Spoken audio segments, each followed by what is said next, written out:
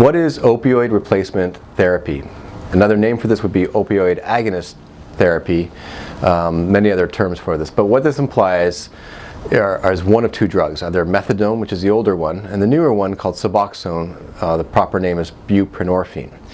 The idea is for somebody who has tried to abstain from opioids but has failed in the past, and they have continued relapses and it's just not working for them. So instead of going completely drug-free, the idea is to put them on the opioid replacement therapy, which stems the withdrawal syndrome. It gets rid of the withdrawal syndrome, yet at the same time does not make them high. So this allows them to function and to return to their job, return to school in a functional capacity.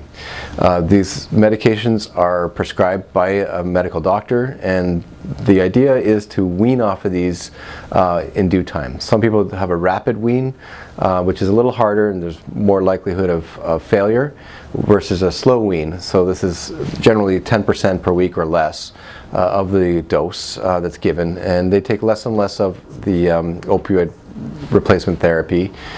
Sometimes they can wean completely off, but that sometimes is difficult. Most of the time it's difficult.